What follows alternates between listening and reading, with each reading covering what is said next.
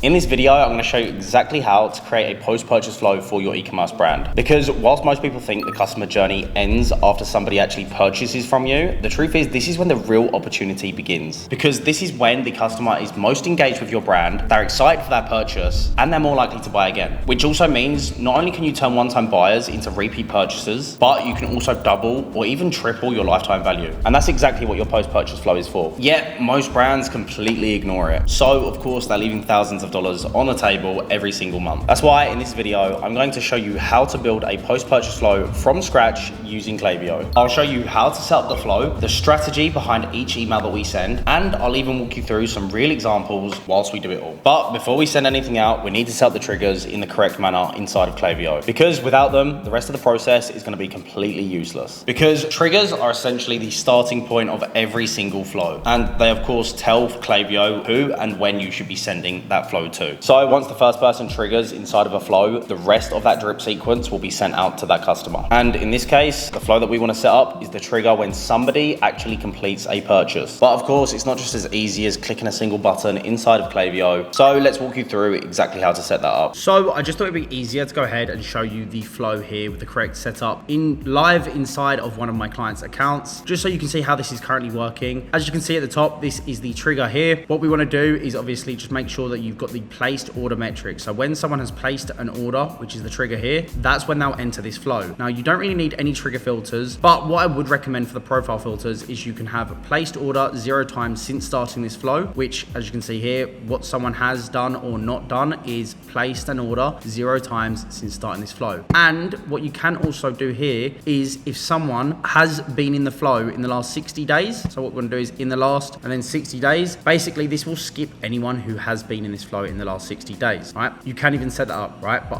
for now, I don't think that's necessary. So this is what you need to get going basically. And it's really simple how we actually send this out as a drip sequence. As you can see here, wait 1 day is the, of course, time delay to receive the flow. Then we've got wait 3 days for the second trigger, wait 3 days for the next one. And then of course we wait 5 days. And the reason we're waiting for 5 days on the last one is because we're actually asking for feedback. Okay. So literally just asking for feedback from the customer and we get them to leave a review. And I'll get into this a bit more later on. But by the time it's obviously been 1 day wait here, 4 days, 7 days, and then an additional 5 days on top of that, they'd have already received their product and they'd be using it, which is why we'd go ahead and obviously ask them how they're getting along with the product. Okay. And you don't really need an in-depth flow, you know, you've got 1, 2, 3, 4 emails here inside of this flow. It doesn't need to be something extravagant. I mean, I could show you another client account where we've got, you know, multiple condition splits. We've got, you know, repeat buyers, and it gets really sloppy. This is all you need for a base. You don't need to overcomplicate it. Now, when it comes to post-purchase flows, there's a lot of different levers that we can use inside each individual email. Each email is another lever that we're essentially using to create a better relationship and of course, make sure we're removing buyer's remorse, educating them further about the product, how to look after the product, potentially even upsell and ask for reviews. There's a lot we can do here to build a better relationship and create another opportunity to convert them for another sale. Now, what you need to think of is what's going to be applicable to your brand, because as you can see here, I've got 8 emails that I could potentially use to go ahead and essentially try and get them to convert again and build that relationship. But obviously everything is going to be tailored to your brand and your brand's needs. Now, this is just a skeleton that I like to show a lot of people because it's a good framework to go off, okay? And I'm going to walk you through this framework and you can think to yourself, you know, is this going to apply to my brand? So first up, obviously the trigger, we've gone through that, how that's been set up. Here's the actual strategy behind the drip sequence. So first email is of course thanking the customer, showing genuine gratitude. And you always want to do this as your first email, okay? So thank them for their purchase, show genuine gratitude. And the goal here is to try and build that VIP loyalty, okay? Second email, you can potentially offer relevant upsells or cross sells. Again, sometimes you don't want to go straight in for the kill, but it's optional. So for now, we could potentially take this one out, okay? And you can see how we're just picking this out. If there's really a product that's complementary with the one you've just sold, or, you know, maybe you've got a winning product on your store and you know that a lot of people would benefit from a complementary product, then sure, we can tailor that with a cross sell. But move on from this, okay? Email number 3 would be removing buyer's remorse. Now, this is a big mistake a lot of e-com brands make. And obviously they've made the purchase, you know, they've made the sale. The person's excited to receive their product. Or maybe time's passed and they're not as excited anymore and they think,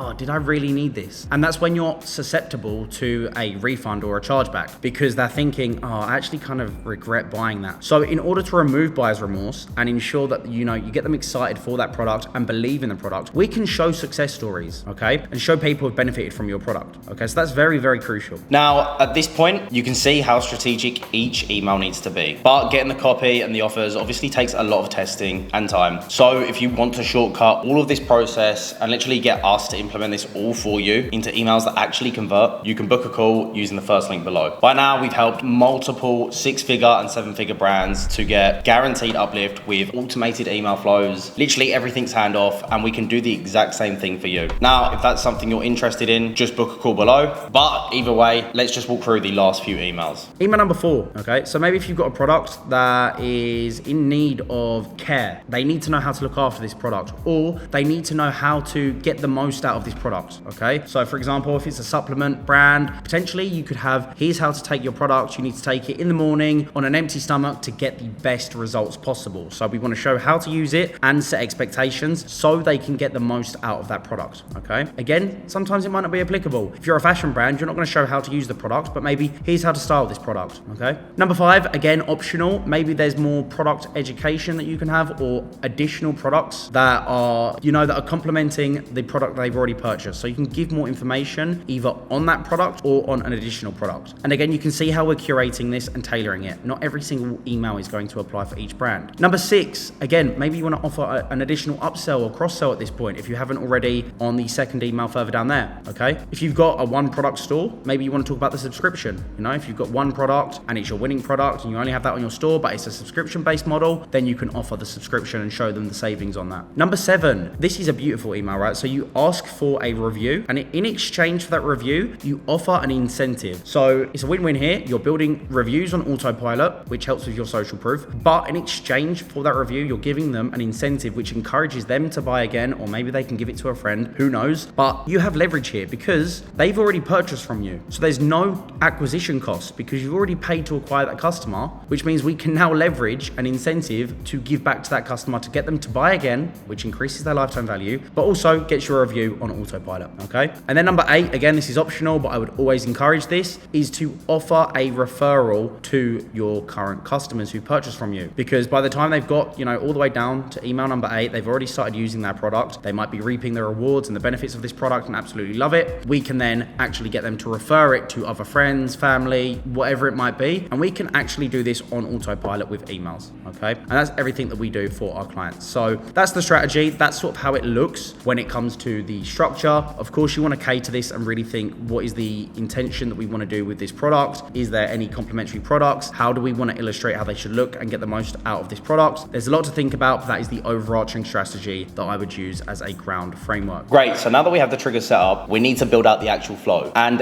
this is where things get a bit strategic. See, right after somebody buys from you, they're gonna be excited, they're invested, and they actually want to hear what you have to say. But if you waste that window with some generic, thank you for your order, you're gonna be throwing the best chance of turning them into a repeat customer down the drain. So instead, we need to build a sequence that guides them back to buying. And we're going to do this with just 5 emails. Now, coming back to the flow that we've shown earlier, I just want to show you the actual strategy that we've done for this brand, because we've only got 4 emails in here, okay? So I just want to show you what we've done. Now, email number 1, this might look sloppy, it might not look appealing on the eye, but it's powerful and impactful. So the subject line is simple, it's thank you for your order and a personal note from us. So the reason we've made this plain text is because we wanted to take a formal sort of approach when it came to this email, make it look like the team here at the Kamoka Pearl family, as you can see at the bottom, the Kamoka Pearl family, has taken the time out of their day to manually write this message and send it to the customer. So you can read through this with me. We've literally just put hi name. So obviously my name's here, but it'd be hi name. We just wanted to take a moment to personally thank you for choosing Kamoka Pearl. When you made this purchase, you didn't just buy a piece of jewelry, you became part of our story. One that began in the pristine waters of a atoll.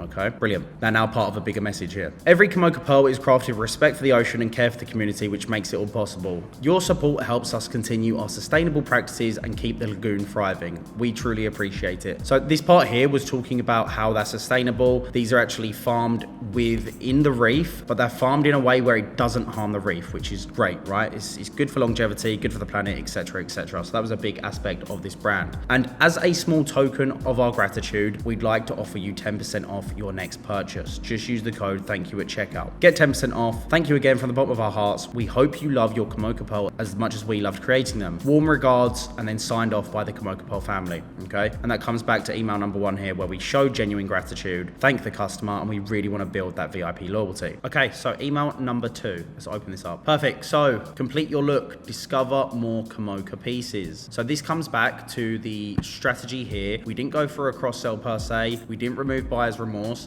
but we showed expectations on how to use the product, but more so how to style the product. So complete your look. And in here, we're saying if you're looking for more ways to embrace the beauty of the ocean, here are a few other pieces we think you'll love. So we're kind of using a synergy of the strategy, okay? So it's complete your look, which comes into the how to style guide, which I was talking about earlier, but also we're intertwining that with the cross-sell. So we've basically just intertwined 2 emails here to create this one. And what we're saying is each one carries the same commitment to quality and sustainability. Make them perfect additions to your collection, okay? So complete the collection, complete the set, you know? Don't forget, you still have 10% off your next purchase. Just use the code thank you10, complete your collection with another piece of Kamoka's craftsmanship you may also like. And then we've got a few dynamic product blocks here that are being pulled in from the store, okay? Social links at the bottom to follow us at Kamoka Pearl and just get them in the community. So even if we don't convert them here, maybe they'll follow us on Instagram, and of course we can remarket to them on there with content marketing, etc., and just keep them in the ecosystem. Now, email number 3, let's open this up. Let's stay connected. Follow us for more Kamoka Pearl inspiration. Let's connect. We'd love to stay in touch and share more about Kamoka's journey, new product launches, and the stories behind our pearls. Follow us on social media to see behind the scene moments from our farm, styling tips, and special offers just for our community. Let's connect, and then obviously just a reminder of that code. Now, this comes back to my point on the previous email. We can just get them into the Instagram because, again, with Instagram compared to email, they can consistently see the content over time, okay? With email, we don't want to bombard them with the same post-purchase drip sequence because there'll be just tons of emails and eventually they'll just get bored, okay? So with this, they're actually live inside of the community, which brings them back into our ecosystem and back into the business to convert them again,